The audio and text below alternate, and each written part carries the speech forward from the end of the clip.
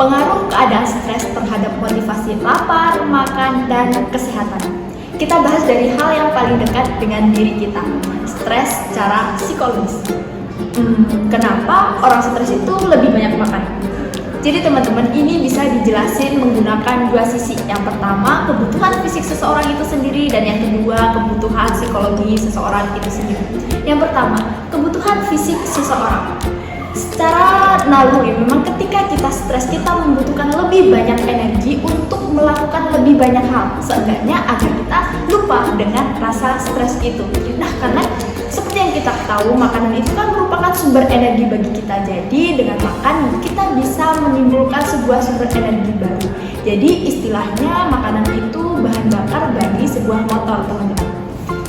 Oke, yang kedua, secara psikologis.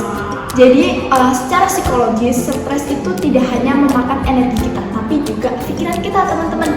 Jadi stres itu kan memang sesuatu hal yang tidak mengenakan, bukan sesuatu hal yang kita sukai dan kita nyaman.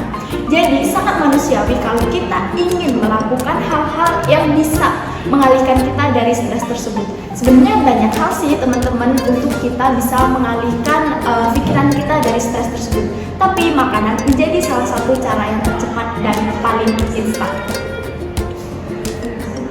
Terus kalau misalnya stres, kenapa makanan yang kita pilih bukan brokoli, wortel, atau bayam? Tapi yang kita pilih malah cake, candy, atau brownies. Jadi ini juga bisa dibahas melalui dua sisi, teman-teman. Yang pertama secara biologis dan yang kedua secara psikologis. Secara biologis, makanan-makanan seperti cake, candy, brownies itu memiliki kalori yang besar yang pertama. Yang kedua memiliki sumber gula yang besar. Dengan kedua kandungan tersebut, kita akan lebih cepat mendapatkan energi baru. Karena ketika kita stres, kita memang membutuhkan hal-hal yang bisa nge-boost energi kita secara cepat. Tapi tidak selamanya ya teman-teman, ini sifatnya hanya jangka pendek. Yang kedua, secara psikologis. Misalnya kalau kita stres, kita makan permen. Sebenarnya permen itu sesuatu hal yang biasa ya teman-teman. Tapi karena memiliki story di baliknya, misalnya kita stres karena homesick. Nah, ketika kita kecil, kita homesick sering dibelikan makanan oleh orang tua kita. Nah, ketika kita tidak bisa berdekatan dengan kedua orang tua kita, maka kita akan mengalihkan dengan hal-hal yang berhubungan dengan beliau. Salah satunya dengan memakan makanan seperti permen seperti yang manis-manis seperti itu, teman-teman.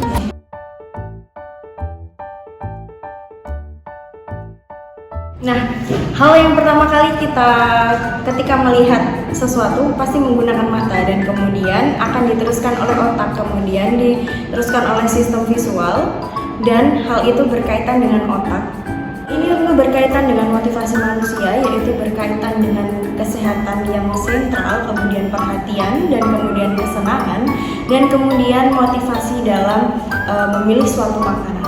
Yang kedua adalah otak dan rasa lapar. Seperti halnya manusia ataupun sesuatu ataupun makhluk hidup yang bertahan hidup pasti memiliki rasa lapar. Dan kita sebagai manusia juga memiliki konsep yang kita definisikan di sini sebagai adaptasi evolusioner. Otak kita belajar untuk menikmati melihat makanan, karena hal ini kemungkinan besar dikonsumsi, kemudian nutrisi yang cukup akan memiliki respon tubuh yang sama, dan nutrisi yang cukup akan mempengaruhi seseorang untuk bertahan hidup, di mana kemungkinan besar terhadap respon fisiologis yang mempersiapkan tubuh kita untuk menerima makanan tersebut. Jadi kalau menurut Kak Vivi, ada nggak sih hubungannya antara otak sama rasa lapar itu? Oke, tentu ada hubungannya ya teman-teman. Perlu kita ketahui bahwa ketika kita melihat sesuatu, pasti yang sudah dijelaskan tadi bahwa memang otak itu sangat berfungsi terhadap rasa lapar. Ketika kita melihat sesuatu, otomatis mata kita tertuju pada sesuatu hal tersebut. Misalkan nih kita melihat visual seperti makanan nih, kayak sih. Nah, abis itu teman-teman, kita kan pasti ngerasa kayak lapar banget, atau enggak kita ngelihat ST di depan gitu. Nah, kalau itu iya benar, apalagi itu pas panas-panasnya, itu bakalan otak kita langsung merespon rasa tersebut dan meneruskan ke sebuah dalam motivasi bahwa aduh lapar nih, aduh haus nih gitu. mendorong kita agar membeli sesuatu tersebut. Satu hal lagi, kayak sih dan teman-teman, respon dari fisiologis yang kita terima itu juga untuk penerimaan makanan atau minuman dari rasa lapar tersebut atau rasa haus tersebut. Seperti itu respon primitif dari seseorang gitu ya. Betul, secara naluriah seperti itu. Tadi kan kita udah bahas di visual pengaruhnya gimana sih sama motivasi lapar, makan, sama kesehatan juga ya, nanti kita akan bahas juga kan. Terus ada nggak sih Kak Fitri pengaruh makanan itu bagi psikologis? Bagi psikologis ya, tentu ada pengaruh makanan tersebut terhadap psikologis.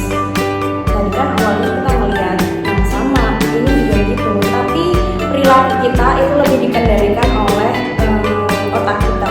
Karena ketika kita memilih sesuatu pasti dikendalikan oleh otak. Kan tadi kita melihat terus rasa lapar yang menguasai. Nah sekarang ini menjadi perilaku kita yang menguasai makanan tersebut. Ibaratnya menguasai perilaku tersebut ketika memilih makanan seperti itu. Karena pada dasarnya itu fungsi utama otak itu mencari sumber makanan yang bergizi seperti itu. Terus gimana sih tadi motivasi kita itu mendorong kita itu bisa lebih lebih sadar lagi akan makanan sehat yang ada di sekitar kita. Kita kan eranya sudah digital banget nih. Kadang kita melihat di televisi atau di Instagram atau platform lainnya di media sosial itu banyak banget yang membahas tentang kayak misalkan obesitas dan lain sebagainya atau penyakit-penyakit yang memang itu mungkin berkaitan dengan pola makan seperti itu. Nah, dengan kita mengetahui hal tersebut, secara otomatis otak akan berfungsi dan bekerja bahwa ini nih makanan yang baik, ini nih konsumsi yang baik, ini nih yang baik, ini nih yang kurang baik bagi kesehatan dan menimbulkan penyakit seperti itu. Dan dengan hal tersebut otak pun juga bisa mencerna apa yang kita butuhkan dan apa yang kita inginkan seperti itu tanpa harus mengurangi esensinya. Dan memang kita sendiri harus mengontrol perilaku dalam selektif dalam pola makan tersebut. Ternyata teman-teman, hormon itu memiliki peran yang sangat penting dalam mengatur motivasi lapar, perilaku makan dan juga kesehatan yang ada di dalam tubuh manusia. Dan tentunya hal ini tidak hanya dipengaruhi oleh satu hormon saja, tetapi dipengaruhi oleh beberapa hormon yang ada di dalam tubuh kita. Salah satunya ada hormon ghrelin, di mana hormon ini merupakan hormon yang diproduksi oleh sel-sel yang ada di dalam lambung kita. Lalu tugasnya apa sih? Tugasnya yaitu untuk mengirimkan sinyal rasa lapar dari lambung kita ke otak kita. Jadi hormon ghrelin sebagai hormon yang mengatur rasa lapar yang ada di dalam tubuh kita. Selanjutnya kita akan membahas adanya hormon leptin. Kalau hormon ghrelin tadi yang mengirimkan rasa lapar dari lambung ke otak, kalau hormon leptin itu sebaliknya. Jadi hormon leptin ini diproduksi oleh jaringan adiposa yang memberikan sinyal dari lambung ke otak untuk mengirimkan sinyal rasa kenyang. Kemudian selain ada hormon ghrelin dan juga leptin, ada juga namanya hormon insulin, di mana hormon insulin ini berperan penting dalam metabolisme dan juga regulasi makanan dalam tubuh manusia, di mana hormon insulin diisi oleh sel-sel beta yang ada di pankreas. Nah, insulin ini memfasilitasi tubuh kita untuk penyerapan glukosa dan juga kadar gula di dalam darah manusia. Kemudian, setelah kita membahas tentang hormon ghrelin, hormon leptin, dan juga hormon insulin, di sini kita juga akan membahas tentang adanya hormon kortisol. Hormon kortisol itu hormon apa sih? Hormon kortisol itu adalah hormon yang berkaitan dengan respon terhadap stres, di mana hormon kortisol ini meningkatkan nafsu makan pada manusia, khususnya untuk makanan yang tinggi lemak dan juga tinggi gulanya. Maka dari itu kenapa ketika kita lagi sedih, lagi galau, itu biasanya kita lebih banyak mengkonsumsi makanan-makanan yang kadar gulanya itu tinggi. Karena apa? Karena peran dari hormon kortisol ini. Nah, ternyata teman-teman, selain dari makanan-makanan tadi, ternyata kurang tidur, siklus tidur kita itu juga berpengaruh kepada produksi hormon-hormon itu, teman-teman. Kalau misalnya kita sering begadang, kita kurang tidur, itu dapat meningkatkan kadar hormon grelin yang ada dalam tubuh kita dan menurunkan kadar leptin yang ada di dalam tubuh kita, teman-teman, dan meningkatkan keinginan untuk makan makanan yang berenergi tinggi. Nah, hal ini dapat menciptakan lingkungan hormonal yang mendukung kelebihan makan dan juga penambahan berat badan. Jadi hal ini ada kaitannya dengan terjadinya obesitas, teman-teman. Cantik atau bentuk tubuh yang ideal seringkali dikaitkan dengan bentuk tubuh yang kurus, tinggi, ataupun kulit yang putih. Hal tersebut menjadikan wanita sangat obsesif dengan bentuk tubuh yang ia miliki. Karena keobsesian tersebut tidak menutup kemungkinan bahwa wanita akan mengalami yang namanya gangguan pada makan. Gangguan makan atau eating disorder adalah gangguan yang bersinggungan dengan perilaku makan. Gangguan ini juga menyebabkan gangguan dalam kemampuan fisiologis dan juga penggunaan fisik seseorang. Nah, gangguan makan itu disebabkan oleh pola makan yang sangat dibatasi atau malah justru pola makan yang sangat berlebihan. Studi mayoritas penderita gangguan makan adalah wanita. Dalam angkanya 10 kali lipat lebih banyak wanita berisiko lebih besar ketimbang pria. Ketika mengalami gangguan makan, tidak menutup kemungkinan penderita juga akan mengalami gangguan pada kesehatan jiwa seperti depresi dan juga stres. Maka dari itu, di sini kami kelompok pertama akan membawakan 2 gangguan makan yang pada umumnya terjadi di masyarakat, yaitu adalah anorexia nervosa dan juga bulimia nervosa. Nah, teman-teman, sebenarnya apa sih anorexia nervosa itu? Anorexia nervosa sendiri adalah gangguan makan yang ditandai dengan pembatasan asupan makan secara berlebihan. Meskipun orang tersebut sudah sangat kurus atau indeks tubuhnya sudah lebih rendah dibandingkan dengan orang seusianya. Dan para penderita anorexia nervosa ini, ia sangat takut banget dengan yang namanya gemuk. Meskipun bentuk tubuh yang ia alami sekarang itu sudah termasuk bentuk tubuh yang kurus. Nah, selanjutnya kita masuk ke poin penyebab dari timbulnya anorexia nervosa. Sebenarnya apa saja sih faktor yang menjadikan anorexia nervosa ini dapat terbentuk? Di sini ada 3 faktor terbentuknya anorexia nervosa, yaitu ada faktor biologis, faktor psikologis, dan juga faktor lingkungan. Nah, untuk faktor biologis sendiri itu bisa karena faktor genetika, yang mana faktor genetika seperti yang kita ketahui adalah faktor yang diturunkan oleh keluarganya, dan juga ada faktor dari hormonal dari orang itu sendiri.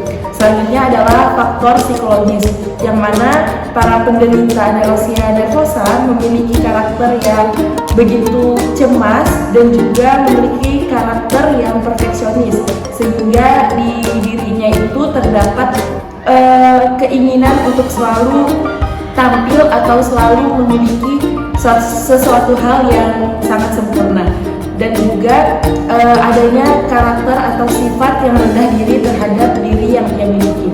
Nah, selanjutnya adalah faktor lingkungan.